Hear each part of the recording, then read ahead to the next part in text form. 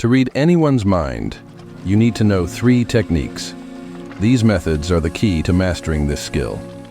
By learning them, you can easily figure out and understand what anyone is thinking. So, let me tell you a Buddhist story that shows you how to read minds. A long time ago in a small village, there lived 2 brothers. The older brother was blind, so he stayed home most of the time, while the younger brother worked as a farmer.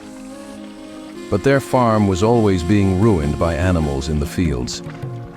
The younger brother was really stressed about this, but he finally thought of a solution. He thought, why not ask my blind brother for help to scare the animals away? He can sit in the field and just shout if he hears any animal sounds.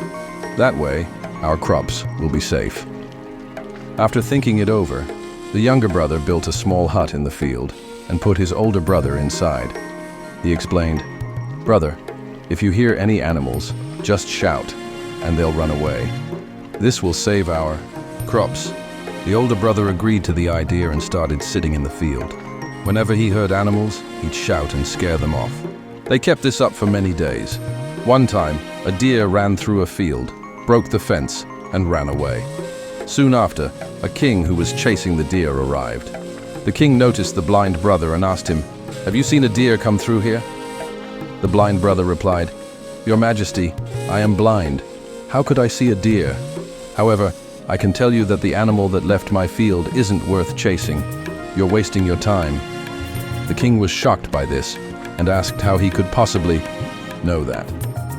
The king asked if the blind man was lying, since he claimed to be blind but was talking about the deer.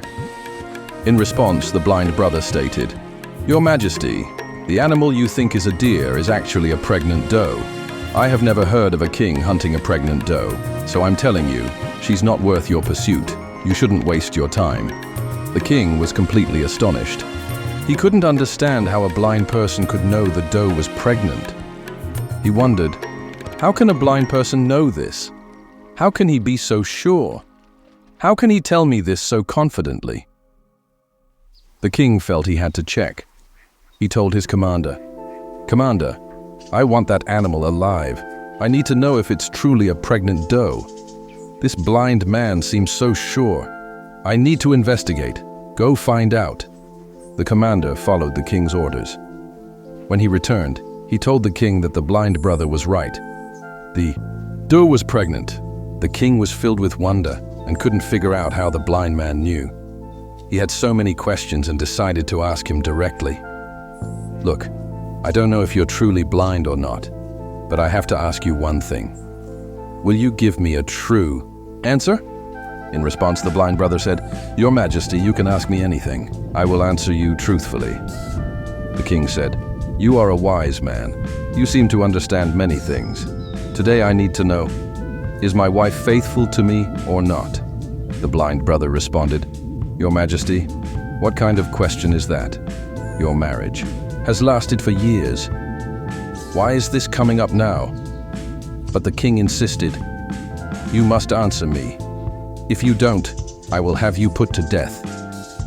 Hearing the threat, the blind brother said, "Your Majesty, if you want the answer, you will have to do me a favor." The king asked, "Tell me, what do I need to do?" The blind brother responded, "For that you will have to leave your wife alone with me in a room." The king was furious at first, but he eventually agreed. He ordered his commander to leave the queen and the blind brother alone together. At that moment, the blind brother said he wanted to touch the queen. Upon hearing this, the queen flew into a rage and started beating the blind brother with all her strength. Afterwards, the blind man somehow managed to escape and went to the king. Then he told him, "Your Majesty, your wife is unfaithful." The enraged king drew his sword and went to the queen. He warned her that any lie would mean execution and demanded to know if she was faithful. The queen replied, "Your Majesty, you may as well kill me, because I am not faithful." The king was stunned because the blind brother was right again. He immediately went back to the blind brother and asked, "How did you know my wife wasn't faithful?" The blind man replied, "Your Majesty, it's simple. I told your wife I wanted to touch her, and she became so enraged that she started beating me." She could have just refused, but instead, she began to beat me, and in the process, she touched my entire body. Now you tell me, how can a woman like that be faithful? The king said, "You are very wise. All right then. Answer one more question correctly and I will let you go." The king then asked, "Tell me, am I truly my father's son, or am I someone else's?" To this, the blind brother responded, "Your Majesty, why bother with this question? No matter who your parents are, you are the king. Let it go." But the king insisted, "No, I want the exact answer. This question haunts me. I need the truth." The blind brother responded, "Your Majesty, I can tell you, but first, promise you won't get angry with me." The king promised. Then the blind brother said, "You are indeed your father's son, but you are also under the shadow of a miserly merchant." Hearing this, the king rushed to his mother. He asked her, "Mother, tell me the truth. Am I my father's son or not? If you don't tell me, I will end my life right here." To this, the king's mother said, "Son, you are your father's child, but you are also under the shadow of a miserly merchant." Hearing this, the king was delighted and ran back to the blind brother. He asked, "How did you know the shadow of a miserly merchant was on me?" The blind man replied, "Your Majesty, you asked me many questions, and I gave you the correct answers to all of them. If you were any other king, I would have received a great reward by now. But you haven't given me a single penny. From that, I guessed you are very stingy." The king burst out laughing and said, "Ask for anything, and I will give it to you. But tell me, how do you know what's right? How are your answers so precise?" To this, the blind brother said, "Your Majesty, I was born blind. If I weren't, I could easily understand anyone's thoughts. The mind has its own language, and this language shows in a person's actions. By watching a person's eyes, lips, and the way they work, you can understand their mind. Based on that, we can know anyone's thoughts. But I am blind, so I have to perceive through actions. If I want to know something, I have to give a person a task and see how they do it. From that, I can understand what's going on in their mind." The king asked, "So does that mean I can also know someone's thoughts?" To this, the blind brother said, "Certainly, you can understand anyone's thoughts. But first, you need to work on yourself. That work is to calm your mind and bring it into the present moment. For that, today, I will tell you 3 ways, and they are very easy and simple. But Your Majesty, first you must focus your mind. When we focus and merge our mind into the present, we can understand others because they are thinking in the present, and we are too.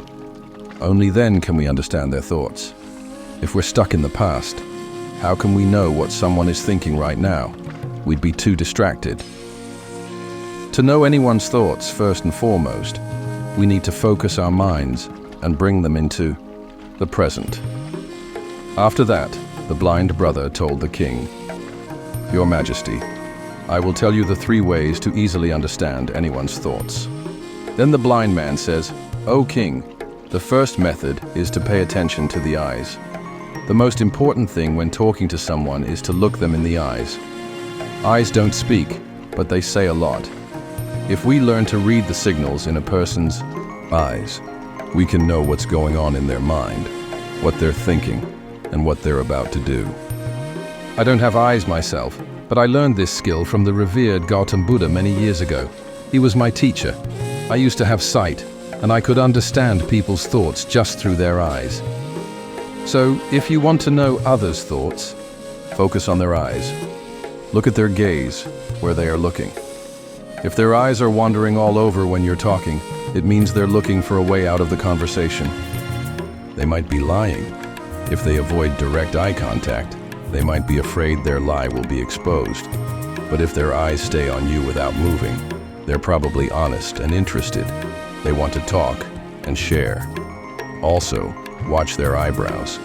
If their eyebrows furrow while they look away, they might be thinking hard or worried. If their eyebrows rise and their eyes get wide, they might be surprised or curious. Also, see their pupils, the black part of the eye. If the pupils get bigger, it means they like you or what you're saying. They're excited or happy. If the pupils get smaller, they might be uncomfortable or angry. Also, see how red or white their eyes are. The white part is called the sclera. If it's red, they're probably tired, stressed, or sick. They might not want to talk. I remember meeting a tired traveler once. When we talked, his eyes darted everywhere, never looking at me. This showed he was worried and wanted to leave fast. I thought he was hiding something. I asked more questions and found out he had a secret plan. Similarly, other facial expressions can help us understand a person's thoughts. Sometimes a person shows how they feel through their face. If you pay attention, you can easily understand if they're disappointed, very sad, or extremely happy. You can figure out what they're feeling inside. All this is right there on their face. Your Majesty, the face is like a picture of what people feel inside, even if they don't say a word. If you want to understand people better, you have to note it. Your Majesty, the face is like a picture of what people feel inside, even if they don't say a word. If you want to understand people better, you have to notice these silent signs. When you see someone's mouth turned down at the sides, making a small, sad face, it usually means they're unhappy or have lost something. You can also see it in their eyes and body. They just feel low. On the other hand, a big, real smile, one that reaches the eyes and lifts the cheeks, is a sign of happiness, friendliness, and kindness. The eyes are key here. When they get small and shiny, you know the smile is real. Look at the space between a person's eyebrows, where the skin wrinkles. When it gets tight and deep, it often means they're confused, thinking hard, or trying to figure something out. The way the mouth is can tell you a lot. A mouth that's closed and tight might mean they disagree, don't like something, or don't want to talk. But a mouth that's open and relaxed means they're comfortable and ready to talk. As you get better at seeing these signs, you'll know what people are thinking and feeling inside, whether they say it or not. Their faces will show you what's in their heart. Whether a person speaks or stays quiet, you can understand everything from their face, Your Majesty. Let me tell you a story. One time, I met a sad person who came for help but acted like they didn't care. But I saw a small line on their forehead. It showed they had a problem. I asked them to tell me, and they did. They felt better, and I helped them. A real smile makes the eyes happy too. It means they're glad and kind. A frown brings the eyebrows down. It means they're worried or confused. Eyebrows go up in surprise or curiosity. You can tell how they feel just by looking. Continuing, the blind brother told the king about the third method. Your Majesty, there is a third language too, the language of gestures and body language. To understand a person's thoughts, we need to understand their hands and body. When a person speaks, you've probably noticed they move their hands and make gestures. Besides words, their body language plays a huge role in showing what they're thinking. Your Majesty, the body and hands can say so much without words. It's like a secret conversation. You can see what people want and feel by the little things they do. Think about when someone taps their fingers fast while talking to you. That quick tapping sound may mean they're bored, in a hurry, or want the conversation to end.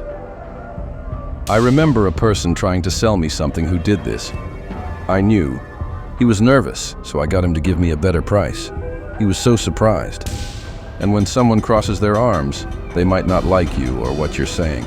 They're hiding their thoughts. It's like a wall, keeping their feelings safe. When you see this, you can be kinder and more careful to help them feel comfortable and open up.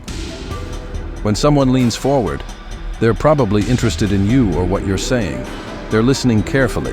This shows they're interested and want to hear more. I once met a smart teacher who did this. He was calm, but he leaned in with interest, showing he wanted to know more. Sometimes people who touch their faces a lot when they talk, it can help you know what they're thinking. It often means they're worried, thinking hard, or having a big idea.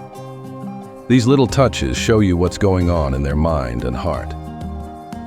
To be good at understanding people's bodies and hands, you have to be patient, watch carefully, and appreciate the unspoken things. These small but important signs are like a quiet book. They show you the hidden feelings and thoughts inside, letting you connect with them on a deeper level. If we pay attention to these three methods and understand them correctly, we can quickly know what's going on in a person's mind, how much attention they're paying us, and what they're thinking. However, before that, you have to focus your mind and bring it into the present. Only then can you pay attention to all these actions, understand them, and realize what's happening. Otherwise, if you're stuck in the past or future, you'll never notice a person's body language. You'll never understand their mind. You may have seen great saints and enlightened beings who look at you with incredible calm and can tell you what you're thinking and why you've come to them. The biggest reason is that they can read you. Their mind is focused and peaceful, so they understand your thoughts easily. As we come to the end of this video, the Inspira Unzipped Library team wants to express our deepest gratitude for your incredible support on this journey. Unzipped Library, because knowledge has the power to elevate your life.